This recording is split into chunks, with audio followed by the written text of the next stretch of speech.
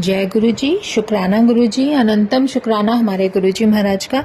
ओम नमः शिवाय, शिव जी सदा सहाय। ओम नमः शिवाय, गुरु जी सदा सहाय।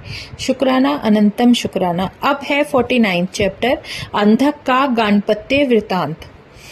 सनत कुमार जी बोले, ओम नमस्ते देवेशाय सुरासुरनमस्कृताय भूत भव्य महादेवाय हरित पिंगल लोचनाय बुद्धि रूपेण इत्यादि मंत्रों को जब शुक्र जी ने शंभु के उदर में जपा, तब वे उत्कट वीर्य के समान शिवलिंग के मार्ग से बाहर आए। प्रथम जन्म के पश्चात 3000 वर्ष पर फिर वे वेद पाठी शुक्र पृथ्वी पर शिवजी से उत्पन्न हुए। उधर अंधक शिवजी के त्रिशूल पर सूखते हुए शिवजी की 108 परम मूर्तियों का ध्यान करते हुए उनकी स्तुति कर रहा था। इससे शिवजी ने प्रसन्न होकर सब प्रकार के भय से मुक्त कर दिव्य अमृत की वर्षा से उसमें प्राण संचार कर त्रिशूल से उतार उसका अभिषेक किया और कहा कि मैं तेरी अंतिम भक्ति से प्रसन्न हूँ, वर मांग। अंधक हाथ जोड़कर कांपता हुआ शिवजी की अनेक स्तुति कर अपने पूर्व अपराधों के लिए उनसे क्षमा मांगते हुए माता पिता रूप शिव पार्वती की कृपा भक्ति मांगने लगा।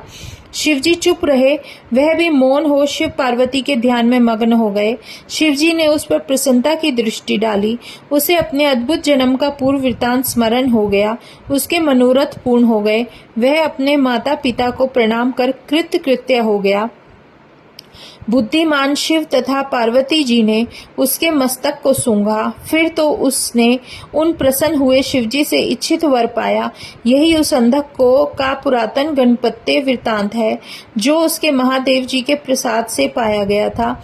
जो इसे यत्न पूर्वक पढ़ता है, उसके सब मनोरथ पूर्ण होते हैं। 50th है शिवजी द्वारा शुक्र को मृत संजीवनी विद्या की प्राप्ति का वर्णन। सनत कुमार जी बोले, हे व्यास जी, अब शुक्र मुनि ने मृत्यु संजीवनी विद्या जैसे प्राप्त की थी उसके पूरे वृतांत को सुनो।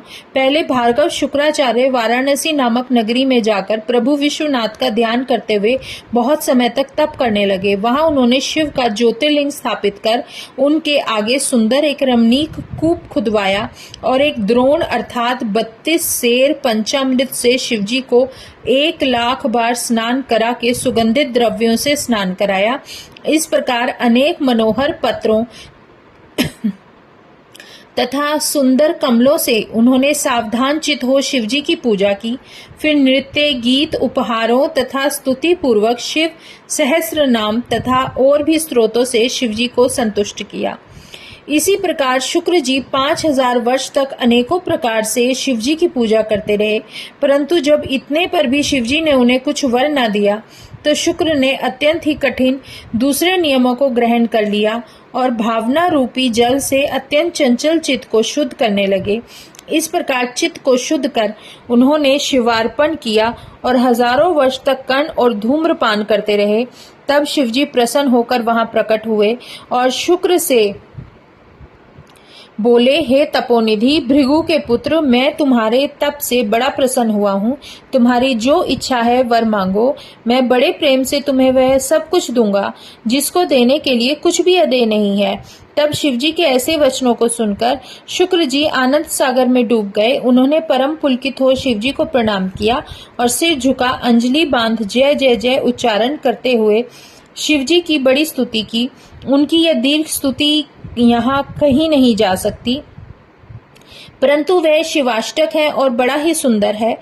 शुक्र के उस अष्टक को सुनकर शिवजी और भी प्रसन्न हो गए और स्तुति कर पृथ्वी में गिरे हुए शुक्र को उन्होंने अपने हाथ से उठाकर आलिंगन कर लिया और प्रेम पूर्वक कहा, हे ब्राह्मण श्रेष्ठ, हे तात, तुम मेरे परम पवित्र भक्त हो।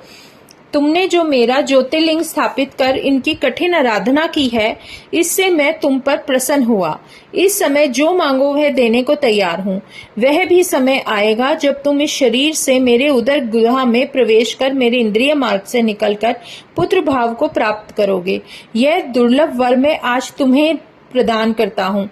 इसके अतिरिक्त मैंने जिस मृत संजीवनी विद्या को अपने कठोर तप से प्राप्त किया है, वह मैं तुम्हें देता हूँ। इस विद्या द्वारा तुम मरे हुए प्राणियों को जीवित कर सकोगे और जिस किसी भी कार्य का उद्देश्य कर नियम से इस विधान को जपोगे तो सत्येश्वरी विद्या के प्रभाव से तुम्हारा वह कार्य पूर्ण होगा। तुम मेरे आशीर्वाद से सूर्य तथा अग्नि का भी अतिक्रमण कर आकाश में एक विमल तारा होकर एक प्रकाशमान ग्रह भी हो जाओगे तथा तुम्हारे सामने स्त्री पुरुष जो भी यात्रा करेंगे तुम्हारी दृष्टिपात से उनके सब कार्य नष्ट हो जाएंगे और तुम्हारे उदय होने पर ही विवाह आदि शुभ कार्य होंगे तथा मनुष्यों के धर्म संबंधी सभी कर्म सफल होंगे।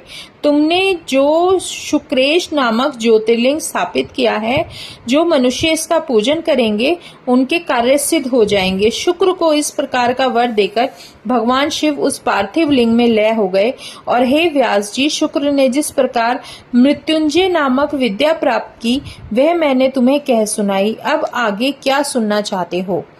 51वां चैप्टर है बानासुर आख्यान से युक्त उषा चरित्र आरंभ। व्यास जी बोले, हे सनत कुमार जी, हे सर्वज्ञ, आपने प्रीति तथा दया करके शिव के अनुग्रह वाली अद्भुत कथा सुनाई।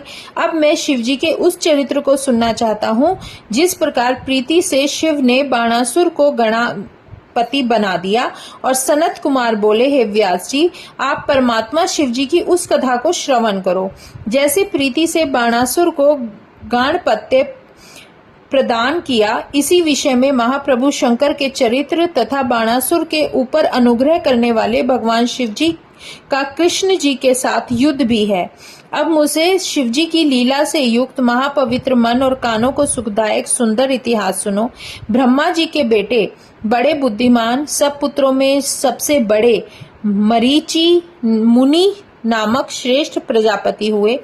उनके पुत्र महात्मा कश्यप मुनि सृष्टि के बढ़ाने वाले तथा पिता ब्रह्मा जी के अति भक्त हुए।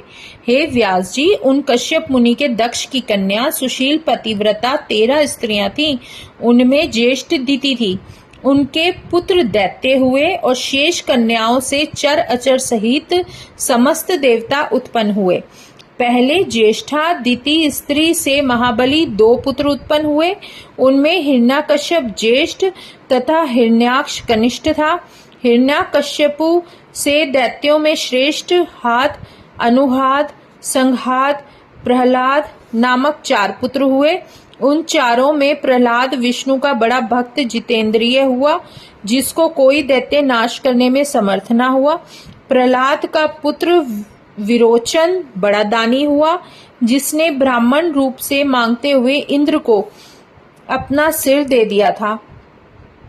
उनका पुत्र बलि महादानी शिव का भक्त हुआ, जिसने वामनावतारधारी विष्णु को समस्त पृथ्वी दान कर दी। उन बलि का औरस पुत्र बाणासुर शिव का भक्त हुआ, जो माननीय दाता, बुद्धिमान, सत्यवादी, सहस्रों को दान देने वाला था। उसने पूर्व शोणित नाम वाले नगर में निवास करके अपने बल से त्रिलोकी के राजाओं को जीतकर राज्य किया और शिव के प्रसाद से संपूर्ण देवता उन शिव के भक्त हुए बाणासुर के दास हो गए।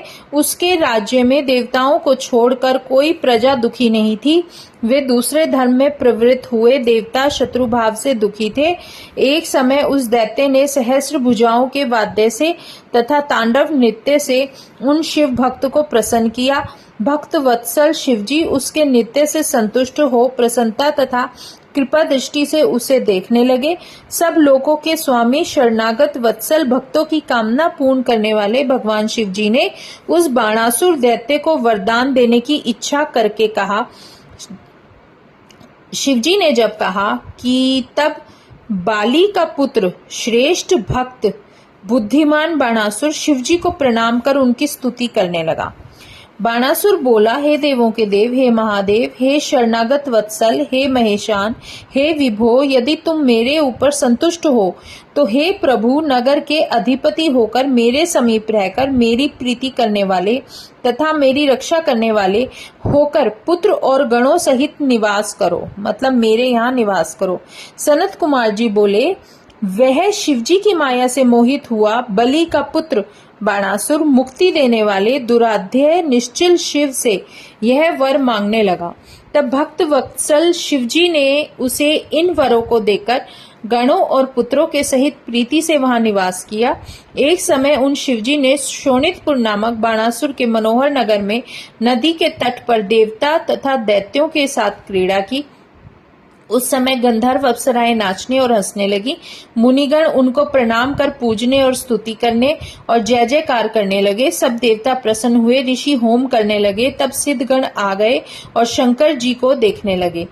कृतक करने वाले तथा नष्ट आचार करने वाले, कुमार्ग पर चलने वाले नष्ट होने लगे।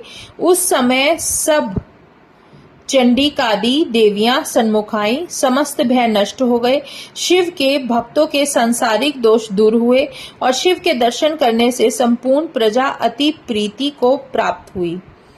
मुनि सिद्धगण स्त्रियों की अद्भुत चेष्टा देख प्रसन्न हुए और सब ऋतुएं वहां अपने अपने प्रभावों को पुष्ट करने लगी। कोमल पुष्पों की धूली से व्याप्त पवन चलने लगी। वृक्षों के मदों में तत्पर हुए पक्षियों के समूह शब्द करने लगे। कोयले पुष्पों के भार से झुके हुए वृक्षों पर, वनों में, बागों में कामोत्पादक मधुर शब्द करने लगी। उस समय क्रीड़ा के विहार में उन्मत्त हुए बिना जीते कामदेव से देखे हुए शिव ने नंदी से कहा। शिवजी बोले, हे नंदी, तुम यहाँ से कैलाश पर्वत में जाकर श्रृंगार की हुई पार्वती को मेरा संदेश कहकर शीघ्र आओ। सनत कुमार जी बोले, उन नंदी जी ने बहुत अच्छा ऐसी प्रतिज्ञा करके हाथ जोड़कर बड़े वेग से गमन किया। नंदीश्वर बोले, हे देवी, देवों के देव शिवजी श्रृंगार किए हुए तुमको देखना चाहते हैं, मुझे संदेशा कहकर भेजा है। सनत कुमार जी बोले, हे मुनिश्रेष्ठ, तब उस नंदी के वचन से पतिव्रता धर्म में तत्पर हुई पार्वती जी आदर से सुंदर वेश बनाने लगी। हे नंदिन, मैं आती हूँ, इस प्रकार मेरी आज्ञा से जाकर प्रभु शिवजी से कहो। यह सुन मन की समान गति वाले वे नंदी शिव के पास आए। तब शिवजी से बोले कि तात फिर जाओ और शीघ्र पार्वती को लेकर आओ। बहुत कहकर ऐसा नंदी जी वहां जाकर पार्वती माता से बोले कि भगवान शिव ने मनोहर वेश बनाए हुए तुमको बुलाया है। हे देवी, शिवजी अनेक प्रकार से विहार करने की प्रतीक्षा कर रहे हैं।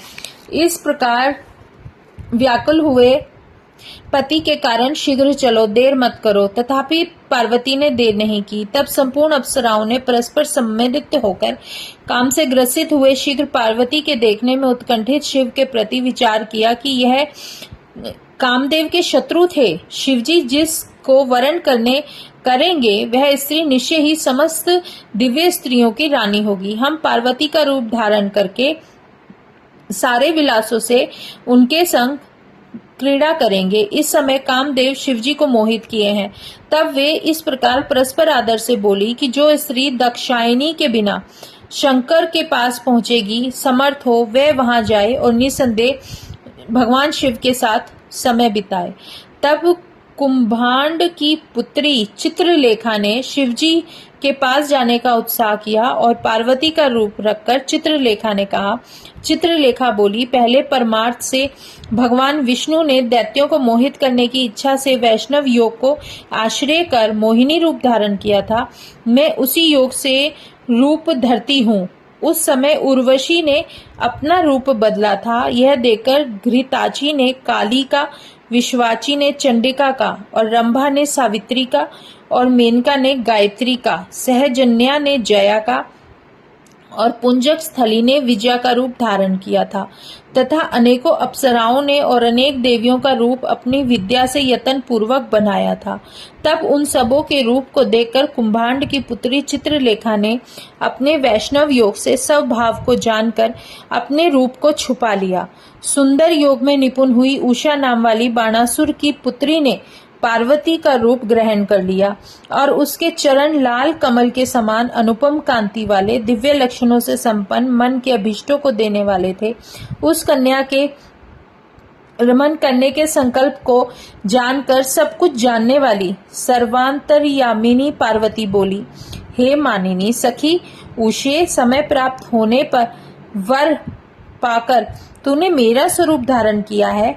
तू इसी कार्तिक मास में ऋतु धर्म वाली होगी और वैशाख शुक्ला द्वादशी को आधी रात बीतने पर व्रत करने वाली अंतःपुर में सोती हुई तुझसे जो कोई मनुष्य साथ रहेगा, देवताओं ने उसी को तेरा पति नियत किया है, उसी के साथ तू रमन करेगी। कारण कि तू बाल्यावस्था से निरालस्य विष्णु की भक्ता है। ऐसा ही हो यह कहकर वह लज्जित मुख से बैठ गई, मतलब वो शर्मा गई। तब देवी पार्वती कौतुक के भेष से शोभित हो शिव के पास आकर उनके साथ समय व्यतीत करने लगी। हे मुने, उस समय सुरत के पश्चात भगवान शिव स्त्रियों तथा गणों और देवताओं के साथ अंतर ध्यान हो गए। 52nd पॉइंट है उषा और चरित्र वर्णन। जय गुरु जी, शुक्राना गुरु जी। अब पंचम युद्ध खंड के 51 चैप्टर्स कंप्लीट हो चुके हैं। जय गुरु जी। ओम नमः शिवाय। शिवजी सदा सहाय। ओम नमः शिवाय। गुरु जी सदा सहाय। शुक्राना अनंतम शुक्राना।